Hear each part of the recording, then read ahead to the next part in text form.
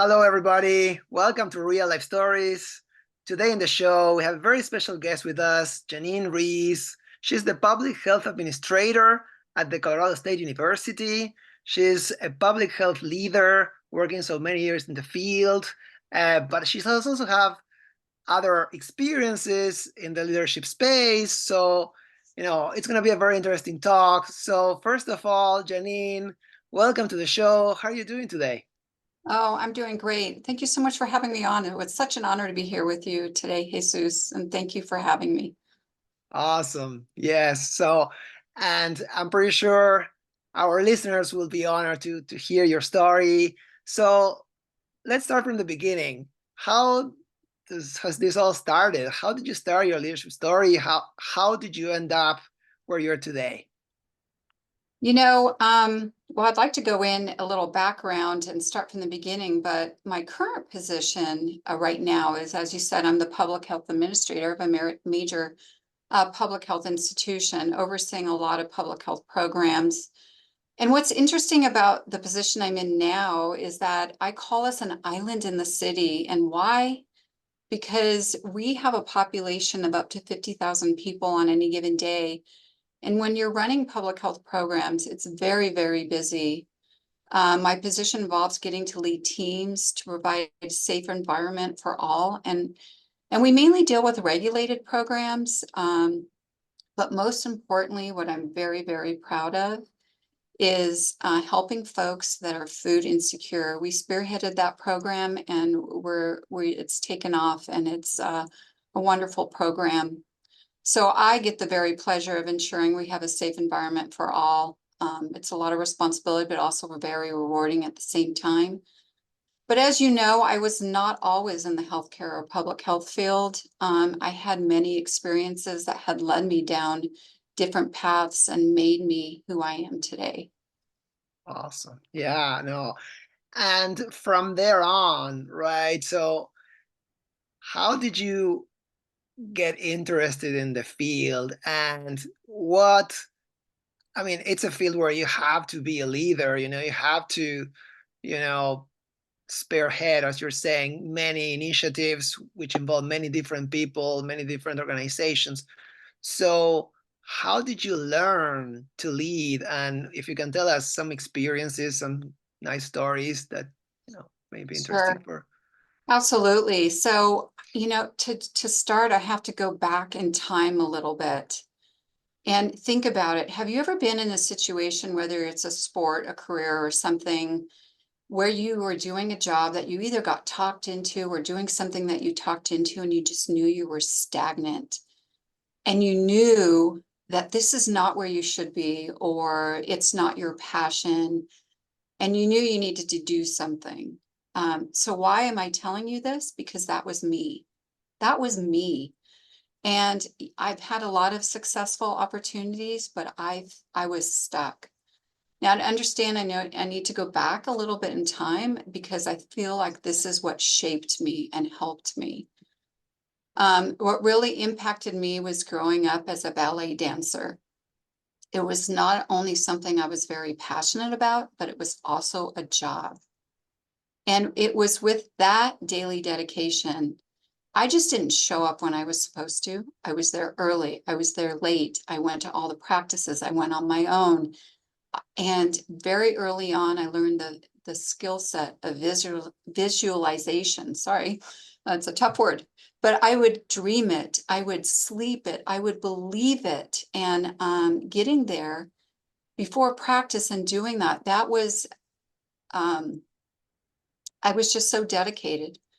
Now you ask, why am I telling you the story of being a ballet dancer? But you can have all the talent in the world, but if you don't have the dedication, the passion, the repetition, the consistency, showing up even when you're not required to be there. This is what produces success and growth.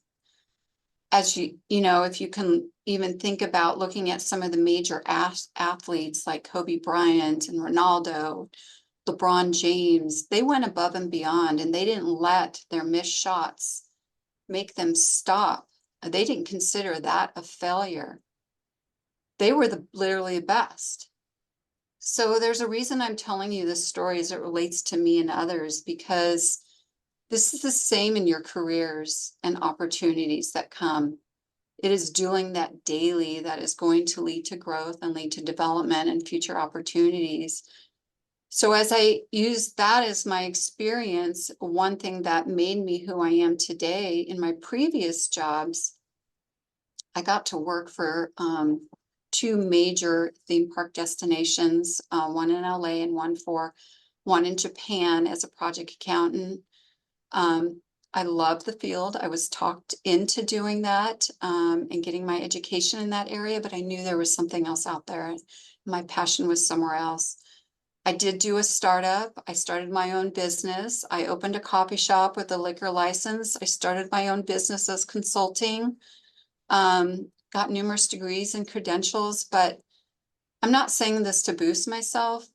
What I'm saying is anybody can do this, and it took consistency, repetition, daily reading, and commitment.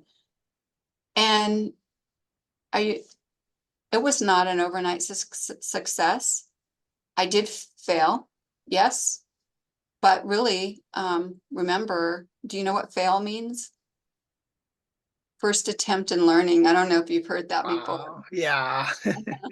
That's amazing. Yeah. And I think that's a very, very interesting story because yeah, people think that all successful, famous, people that we see on TV, they have just achieved success because they were the best always, and sometimes it wasn't the case, they had to practice a lot, they had to miss a lot, they had to fail a lot to be able to get to where they are or to where they got to. Mhm. So, and I think that your story also reflects that, and I'm pretty sure all those different experiences, the coffee shop, your own business, all that, prepare you to where you are today.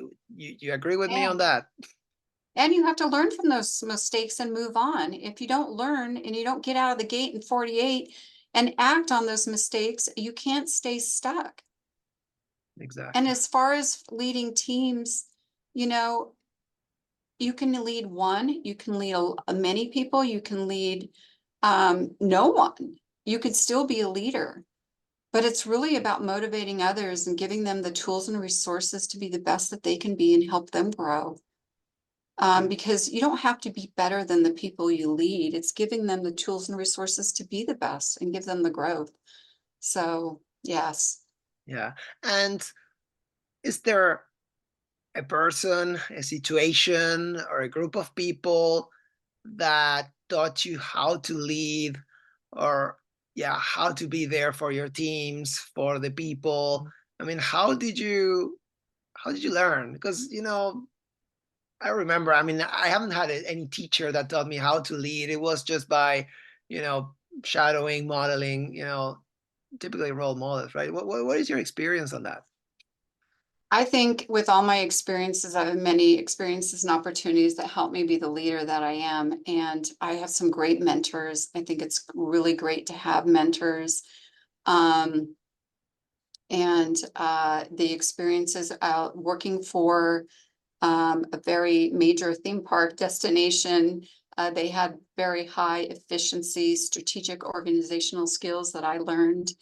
In all these experiences, though, you have to learn really that it's okay to make a mistake. And that was a hard lesson for me because I was very hard on myself. And we're all humans, but it's okay to as long as you learn from the mistake and then you step back and to have that awesome comeback. And I think honestly, as these experiences and these opportunities come in life, you can't let fear drive you. You have to take them if they feel right, if you feel passionate about it, but everything's not going to come on a platter. And if you don't get the response you believe in, don't allow it to stop you. Remember, you miss all the shots you don't take. And as far as mentors, I have had some great mentors. I have well, I have many mentors now, but two of my favorite. One is done is better than perfect. Okay, so I was a perfectionist. Okay, and I've learned, hey, just get it done and you succeed. And then another one is works with me on mindset muscles. You have to have that mindset muscle every day.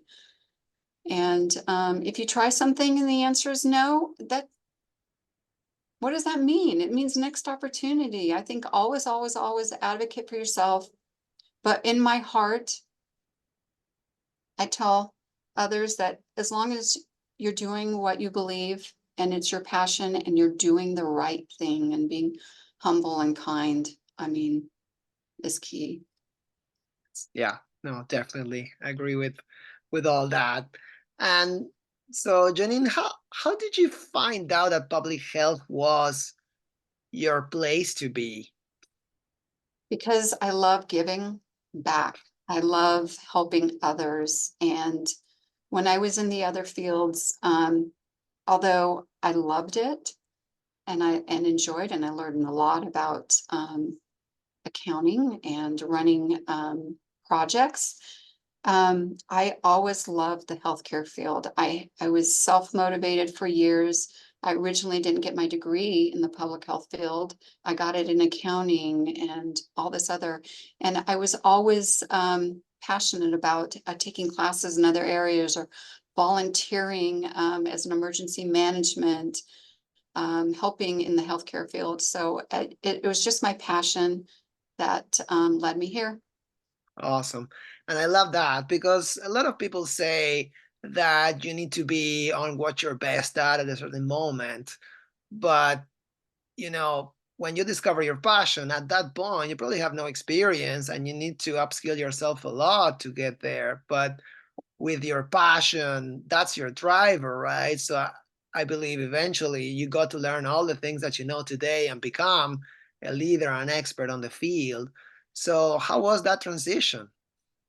You know, I went back to school. I started working as an environmental health professional and moved my way up. Like I said earlier on, I showed up. I showed up early. I stayed late. I did the projects. I volunteered.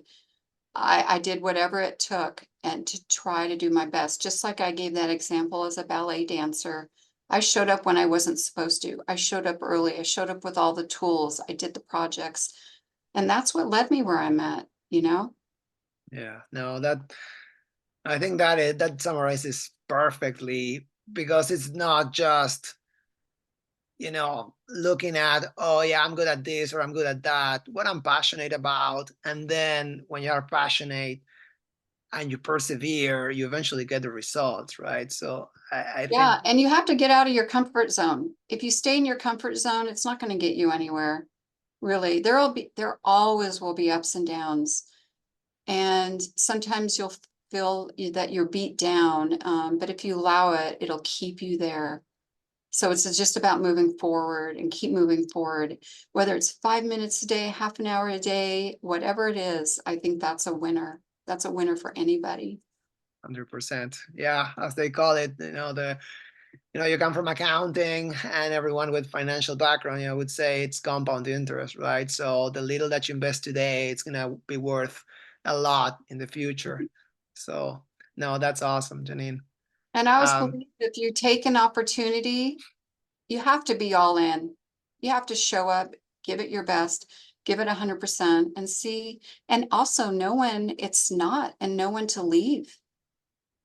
And also, give it your best and doors open and growth happens. Awesome. Oh, well, that's great.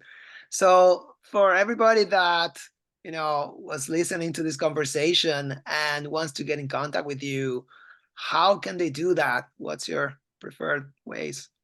I love LinkedIn. So I'm on LinkedIn. Just message me that way. If you're local, we could do coffee or something, or we could do a coffee Of course. chat if you're not local on Zoom or something. But I love meeting people. I think we learn from each other. So enjoy meeting others and hearing their stories. So that's probably the best way to do that. Excellent. Yes, we'll share all your contact details so people can get in touch. So, well, Janine, thank you so much for being on the show today. Really appreciate it. Oh, it was wonderful, and it's such an honor to be here with you, Jesus, and hear my story. Awesome. Yeah, we loved it. Thank you so much. Thank you.